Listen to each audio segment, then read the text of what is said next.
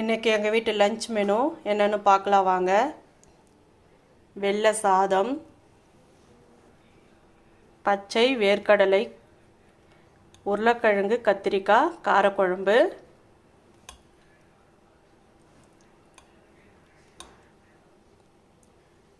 வத்தல், தயிர்.